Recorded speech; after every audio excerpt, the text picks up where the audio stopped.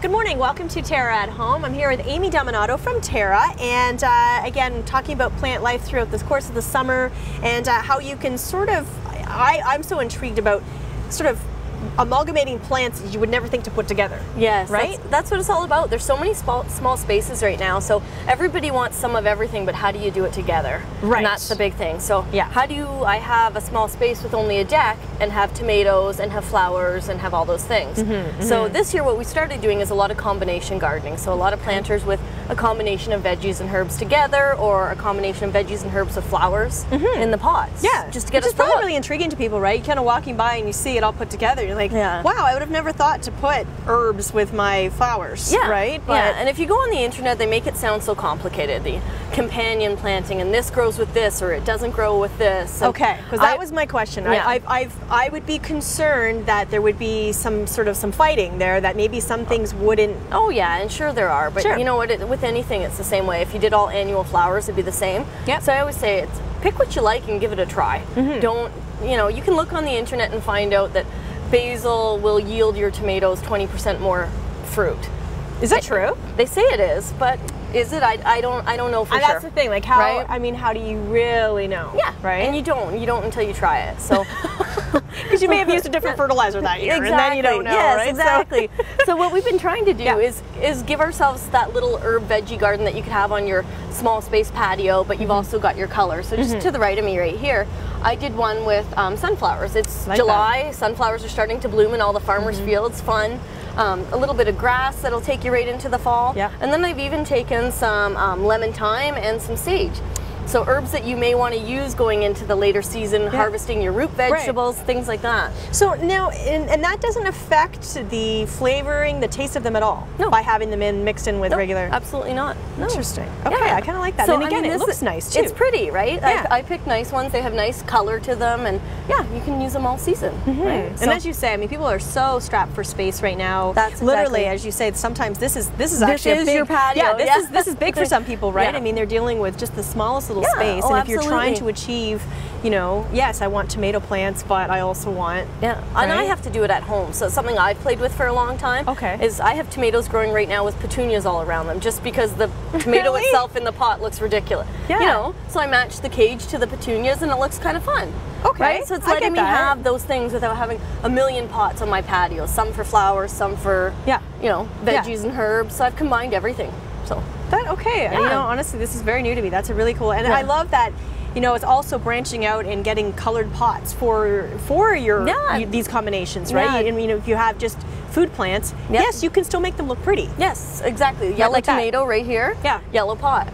Yeah. Right? It's fun. And then if I had this on my patio together, it doesn't look like I'm just growing some big weedy tomato. No. Because it's not going to have any fruit until August colored up. Right. But I've got it combined with this. It actually looks nice. You're right. Okay. I like that idea. Yeah. Okay. So at one point you were making to me before we started is that some plants will actually help deter certain bugs and insects and things like that. Exactly it. So for years people have been planting certain flowers with their veggies and herbs. For instance, marigolds, this one right here. It comes in all the yellows and oranges and whites. Yeah. People have for years planted them around their tomatoes to deter the insects that will get at your tomatoes. It's still true today. So planting tomatoes in a pot and adding marigolds will give you the color, and it'll also help deter any insects from that's a great idea. And they're such a hardy plant as well, right? Oh yeah, so easy. Survival, full sun. They like the same conditions as tomatoes. Right. Will tolerate the fertilizers. That makes sense. Easy to do. What are these little guys? This is actually purple basil, and the reason I bring this is only because a lot of people like to add basil with their tomatoes,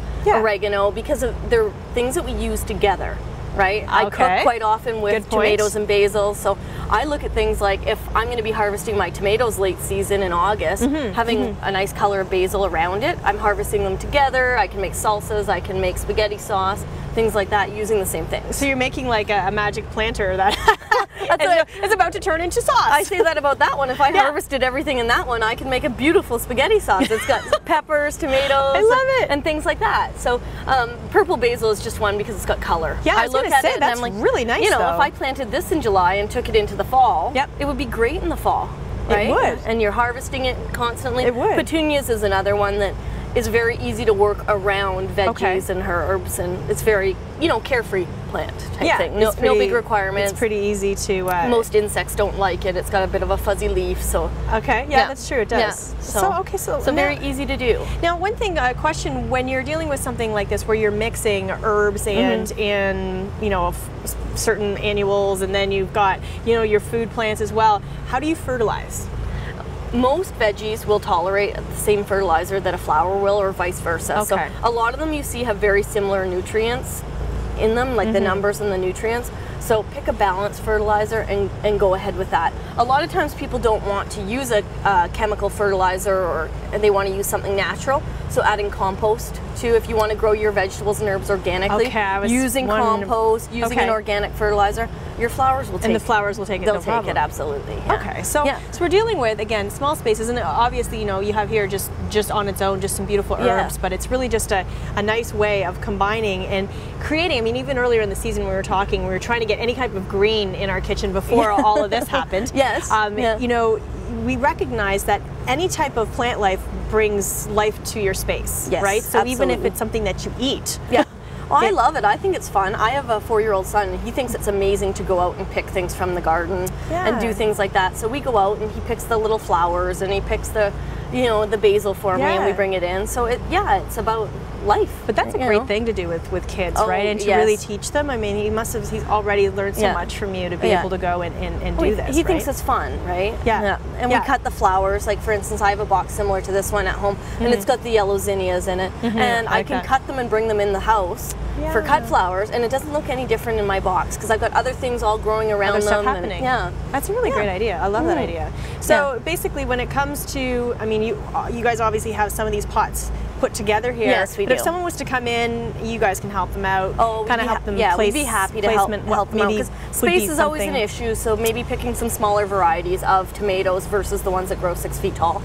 You know, those are things stuff like that. That could be a problem. That's when all of a sudden something as beautiful and gorgeous as that could go awry. And it very well could. But picking the right varieties is always part of it. And sometimes trying new things. I've got cucumbers hanging out of a pot right now, and they're going crazy across my patio. It looks kind of silly, but at the same time, it's kind of neat. It is. There's just a lot of options. So that's the great part about it all, is you can come to Terra and get these guys to help you put a pot together, and again, experiment, right? Experiment with colors. Have fun with it. And textures and heights, right? That's another component. So really, you can have a lot of fun. Well, thank you so much again. No we really problem. appreciate it. It's always kind of fun to come here and again, experiment with things. Especially, I'm really starting to learn that yes, even if you have a very small space, you can still have a garden. You can have a garden. Yes. And you can grow vegetables. Yes. It doesn't matter. Absolutely you can. I always feel like I have to have a full-blown garden. No, and I don't either, but every year I have tons. Love it. Love it. All right, thanks, Amy. You're welcome. All right, we'll be back with more Terra at Home after this.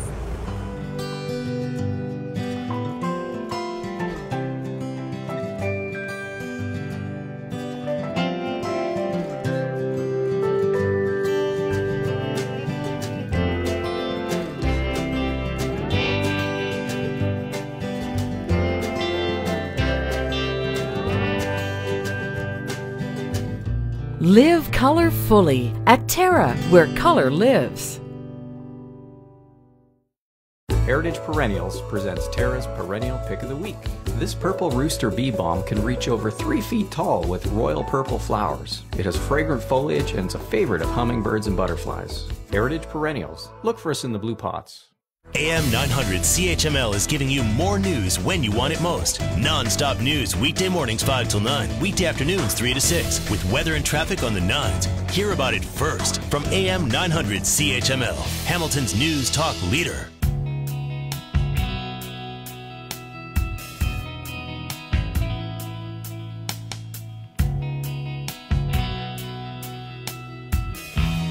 Welcome back to Terra at Home. Well, it's that time of year, spending a lot more time outdoors, and pulling up to the front of your house, you look at your front door. You look at all the landscaping and all the beautiful around, and then sometimes your front door is kind of the eyesore. I'm here with Rick Beakey, and you're from Doorway Inc. in Burlington. And again, this is obviously a very important element to the house, and you would obviously feel that that would be a focal point of the house, wouldn't you? It's a focal point. Yes, absolutely. yes. So people are looking at their front door. I know I'm not loving mine too much right now. And the first thing they do, they come into the store, hopefully with a picture of their door, and what's next? What's the next step? Well, having a picture of the door and then also measurements, if you have the width and the height, and then take the measurements, and also coming into the showroom we can look at different doors and pick out a style that suits the style of your house. So there's many styles of doors that would suit the style of your house. That's the thing, and you really, I mean, just as in anything with fashion design, there are trends in doors as well. So what are we kind of looking at? What's sort of popular right now?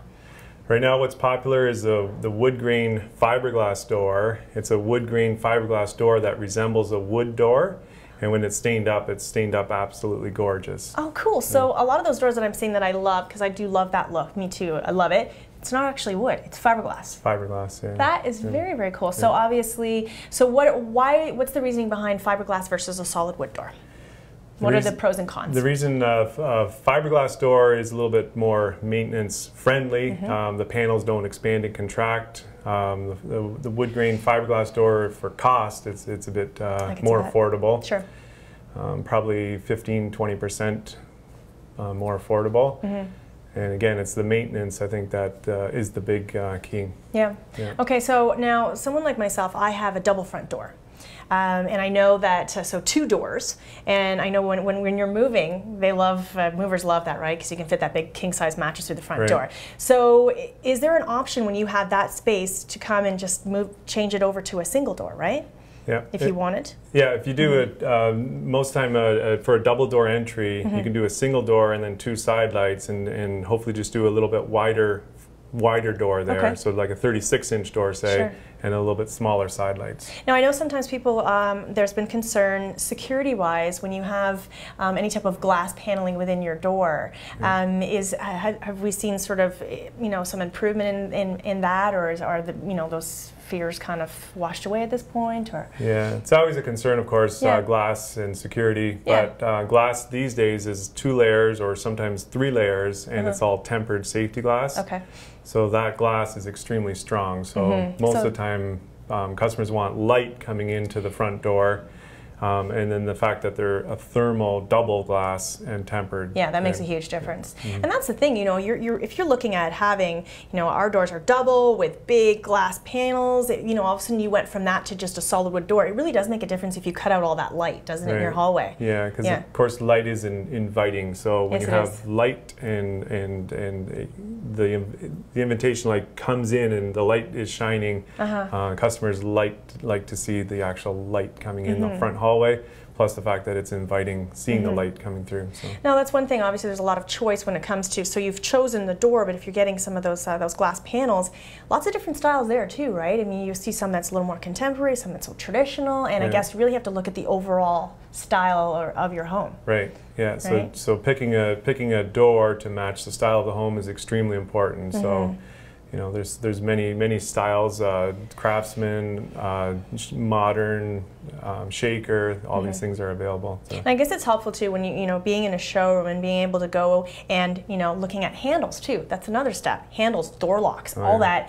You guys can help people with. It's just a lot more to it than just going and buying a new door. Yeah, so picking the style of glass, picking the style of door, picking the style of the handle kind of all goes hand in hand. So. And that's the thing of being able to come in, being able to open up the door and check it, seeing the glass, seeing it actually laid out and on a door is a lot easier than just maybe looking at pictures. Right? Yeah, or driving around your neighborhood like I do and just constantly looking at people's doorways. And I'm finding a lot more people seem to be changing out their doors.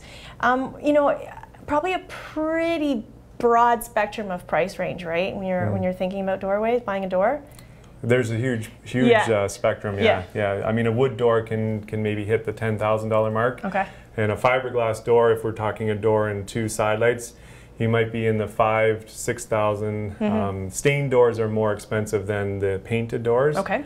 So yeah. But something to come in and get get some information on. Now, you actually do all of your craftsmanship here, right? So I noticed that you have a lot of guys working in the back. Yeah, we have a shop in the back where we do the staining, assembly. We do our own installation, so to get a job done right and to get a job done affordable, we can help you there. So let's talk a little bit about installation and the importance of it being properly installed. I mean, obviously it's the front of your house, it's a security thing as well, so let's talk a little bit about that. Well, security is extremely important. If you have your wood jamb, we put a steel plate behind, so when the deadbolt's locked, it's locked into a steel plate, and that's important. You said installation. Installation is key to have a door set proper with the proper gaps, so the door is not shifted and hanging.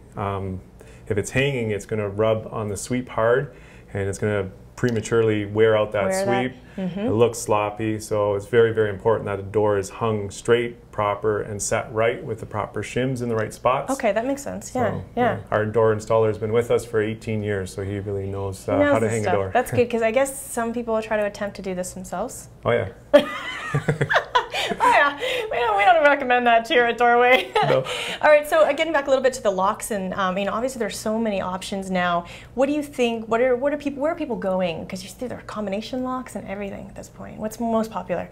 Yeah, for a front door, I would say it's just more the style of the lock is suiting the style of the door. The exterior. For more of a garage door, then the digital keypads are a big seller these days. Yeah. So yeah, really, I mean, again, just a lot of options with that. So really, again, key components.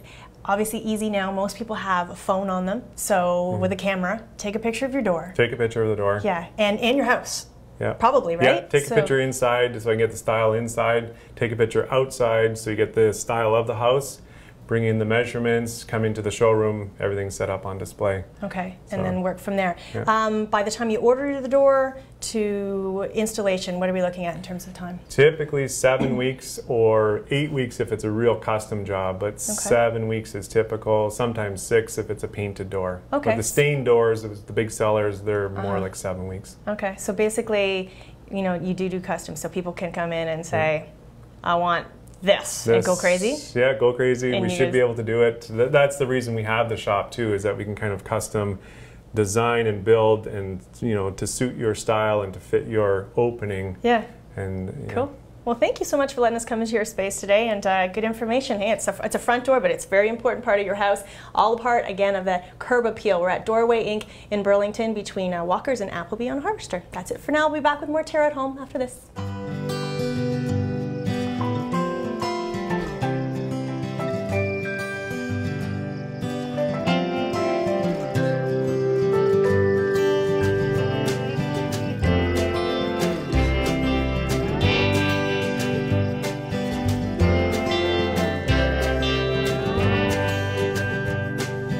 Come and explore the new TERRA, where color lives. You've sat under them and built forts in them. You've swung from them and fell out of them.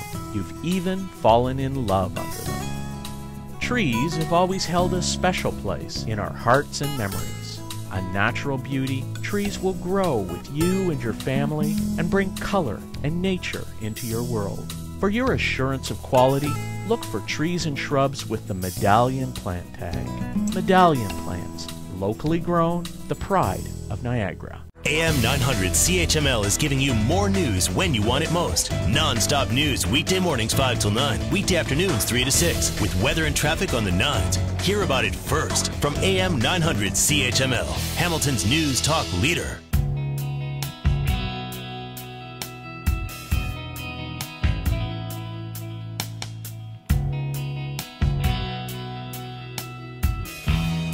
Welcome back to TERRA at Home. We're now in the TERRA kitchen with Chef Rachel, and the ode to summer, we have to make ribs, right? Yes. So of course you can always do ribs on the barbecue, but you can also do them in the oven. Yeah. So again, sometimes people, they have their barbecue filled with corn on the cob, whatever it may be, right? So you got to use every bit of space you can. Exactly. So you have a really great recipe for us here today. Yeah. So this is just a rack of back ribs. So normally you want to do maybe a third or half rack per person. Okay.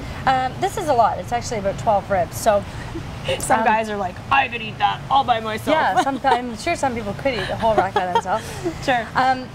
So we're just going to put a basic rub on this. Okay. I just have salt, pepper. I think when you're doing meat, steak, ribs in this case, simple is better sometimes. So there's just some garlic, salt, pepper, basically. Okay. Coarsely ground too, and that's always nice when it's coarse, right? It just kind of gives more punch. Yeah. As per bite. Exactly. Yeah. Yeah. More flavor. Okay. I will tell you first though, when you buy your ribs at the store, I'll just turn this over. There's a little bit of silver skin on the back, so I got most of it off here. If you just start with a small knife at one end of the ribs and kind of get it loose, and you can just pull the skin right off. Like a big sheet just comes right off, right? Some harder than others to get off, but some people forget that step. And if not, you have chewy ribs, right? You do, because that doesn't really break down when you're cooking. It doesn't break down in the cooking process, so you want to get rid of as much of that as you can. So that's the start. That's the start of our ribs, and then we'll just put the rub on. So whatever whatever spices or herbs you have that you want to put on. You could even put on a little bit of olive oil if you'd like. Yeah, I was just going to ask you, you don't need to put the olive oil on necessarily, but you can put that on first, right, and then the rub sticks? Yes, of course. So that's all we're going to do. Really simple. Okay.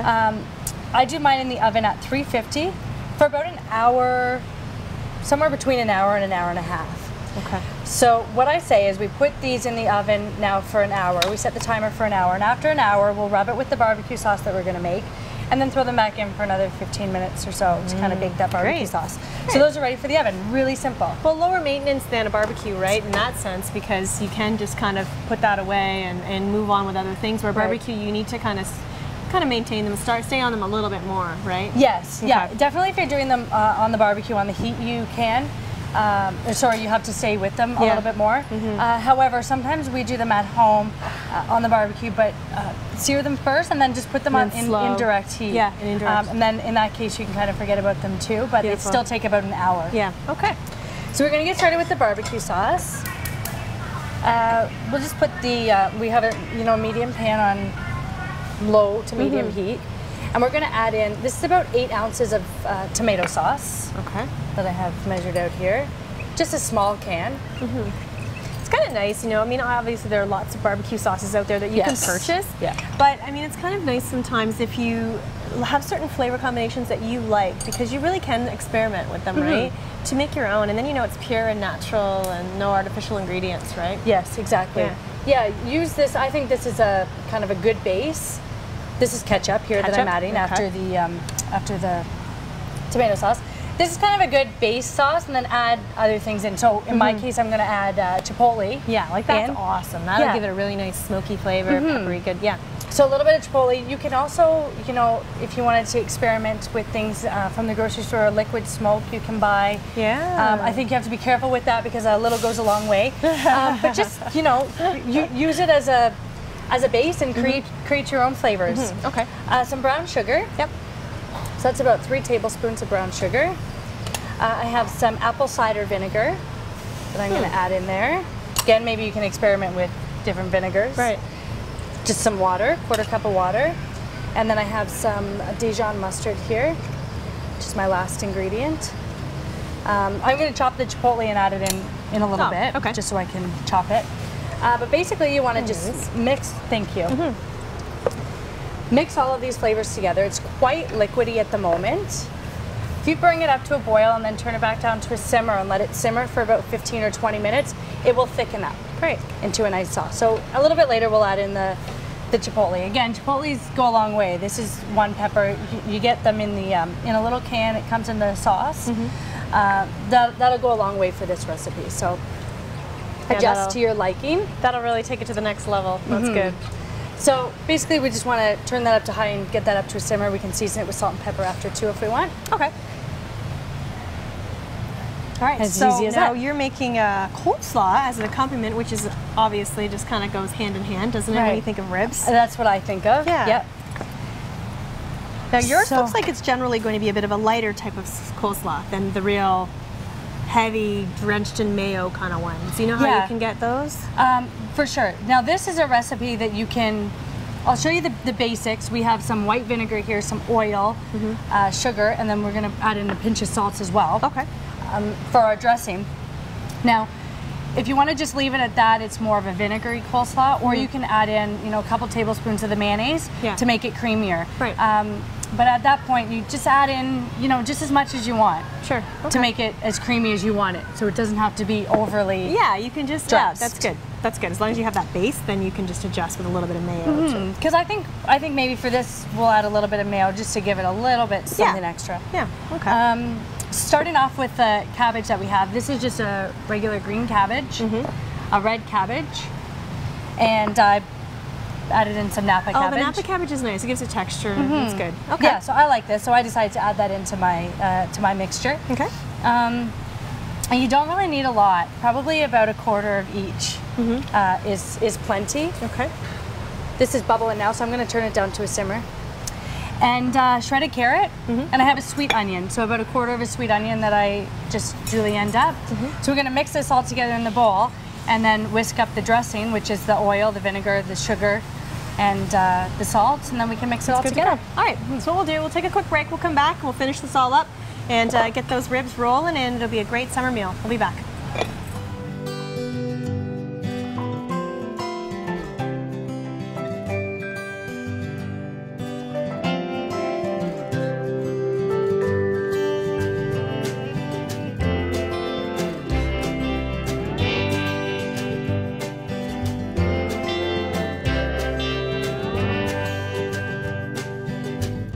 Live color fully at Terra, where color lives.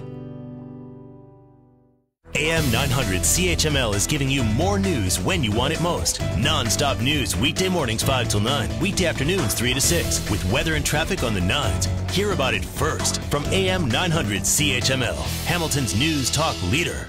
You've sat under them and built forts in them. You've swung from them and fell out of them. You've even fallen in love under them. Trees have always held a special place in our hearts and memories.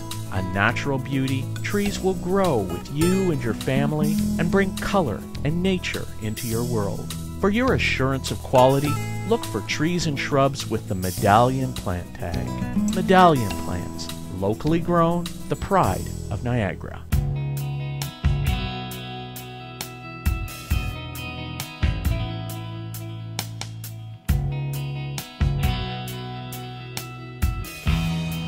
Welcome back to Terra at Home, finishing up our summer ribs and coleslaw, and with my humid hair today too, as we both know. You're smart, you tied it back. That's what happens in the summertime, right? Yep. Okay, so the ribs have come out of the oven. Yep. And looking and smelling yummy. And as you can see, the barbecue sauce has thickened up. Yeah. A lot. So yeah, you just brush them, you know, when they're almost done. So it's got the sauce on them, and then about an hour and 15 minutes total. So those are all done already. The coleslaw, we put everything, all of our cabbages, our carrots, our onions in here, seasoned with a little salt and pepper. So in here I have the oil, vinegar, sugar, pinch of salt. So we'll add that in. It's actually really nice. It's straightforward, easy to make, isn't it? Like, so like last minute, as long as you have. And the cool part is if you really are really short on time, you can buy almost that whole mix in a bag. Yeah. Can't you? Yes. They can buy that prep in a bag. Throw it in there, make your sauce, you're done. Yeah, exactly. Yeah. Exactly. It's a good, easy. I'm not trying to take you out of a dish. job, Chef Rachel. No, I'm just that's saying. okay. Yeah, no, of course. Sometimes easy is good, right? Especially when you're entertaining, right? And then, like I said, there you have a kind of a vinegary coleslaw, but if you want to add in a couple tablespoons of mayonnaise, just to cream it up a little bit. Yeah, that's nice. And it's all ready, so I'll start serving you then. Great. Make you up a little plate of ribs and coleslaw. Perfect. And yeah, you know what? It's such a great, easy summer thing to do. Recipe, of course, online, terragreenhouses.com. And as all of our recipes are, you can join us every Saturday morning at 5:30, and you know, or catch us online and can learn how to make all these great dishes. And because we have so much more summer ahead of us, we have a lot more to come. But that's it for today's show. Thanks, Chef Rachel. Thank you. We'll continue to let this happen, and I can't wait to eat because this is going to be awesome. I'll let you plate this out, and oh boy, look at that. And that's the key, right? It's all about them just coming apart like that. Yeah. Beautiful. There you all right, go. that's it for today's show. Have yourself a good weekend.